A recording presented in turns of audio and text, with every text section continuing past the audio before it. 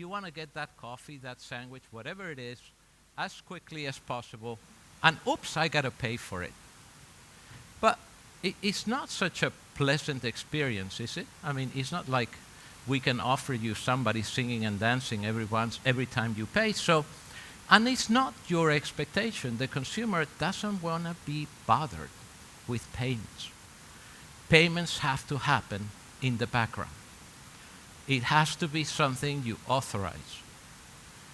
But unfortunately, what many times the consumer forgets is safety.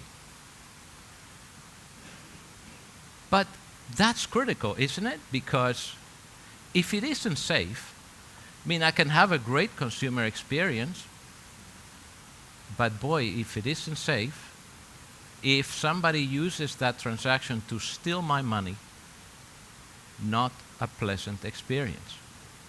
And by the way, that's the end of MasterCard. But that's the end of trade. If trade is not safe, there is no trade. If there is no payments, there is no trade. So it's fundamental for us going forward to make sure that, of course, we need to deliver on the customer promise. But we need to deliver on the customer promise with the ability to provide safety and security. So how do we do that? So the answer to all those things, of course, what am I going to say? We have it, right? The answer to all those things is do everything everywhere, do it safely and securely. It's digital payments. And I'd like to agree with you that digital payments is where we're heading towards. I mean, if somebody can think of a better way to pay than digital payments, please raise your hand. Stones, rocks, gold, paper? I don't think so. So I think we can all agree on what's good for the consumer. It is good for the consumer to have electronic means of payments because it hits all those things we want to hit. So digital, we think, is the answer to do safe, secure, simple payments today. Also, particularly in a place like Europe where, thank God, most people can afford to have a smartphone. And the smartphone enables us to provide the consumer with a safe, simple way to pay. Let me give you an example of what I mean. And I'm going to give you an example in the physical world and on the digital world.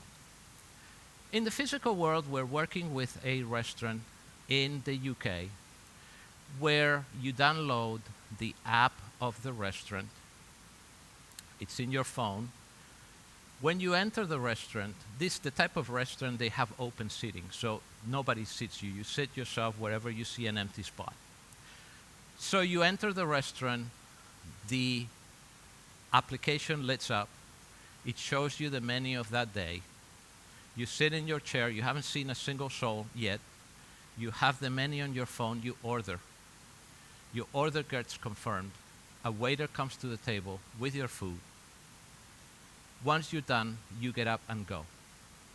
It's what we call card on file, conceptually. It's the same as Uber, conceptually. The payment is in the background. As soon as you approach the door of the restaurant, the app knows you're leaving, says, hey, Mr. Perez, it's been £14.50. Is that okay? You can go, off you go. There is a person on the way out that says, Mr. Perez, thank you very much for your business today. That is a good experience, isn't it? It's good. I like it. It's simple.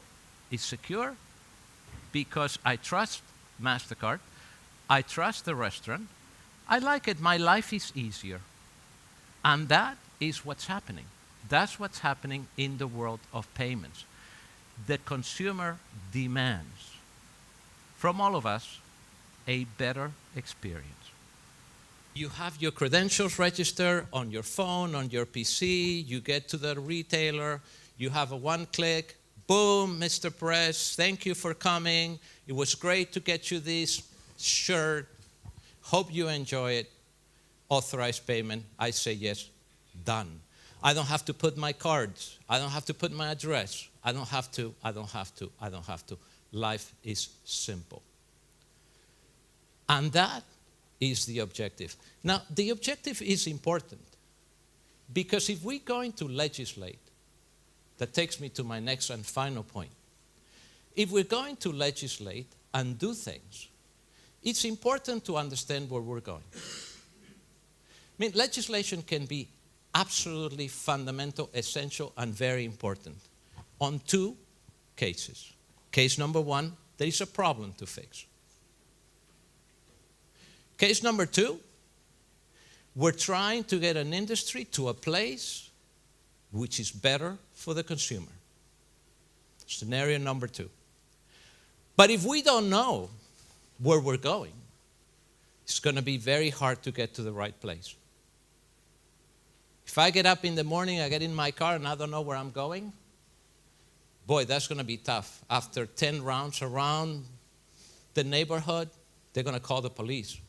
Say, hey, this guy wants to rob my house. So, not a good experience. So, understanding what we're trying to get to, that we're trying to get to a better experience for the consumer, that electronic payments is the answer, that the technology is there, and that it's going to be, or has to be, safe and secure is fundamental. And that's what we're trying to do. That's why here comes the advertisement. We think that in today's world, with cyber global terrorists, fraud is not a domestic thing. Fraud is not a European thing. Fraud is everybody's problem. And we can help. And I think that as we look, how do we get to the dream? How do we get to the aspiration? How do we get to where we want to go to? It's important that we leverage knowledge and experience from around the world. And that's what we do. That's what we do every day, hopefully working with all of you, wherever you are in the industry, in every part of it. And think of MasterCard as part of the solution. Don't think of MasterCard as part of the problem, because we're not. Because we're here to help. What we want is more transactions. We want you to buy lots of things. Easy, safe, secure, and we're here to help you.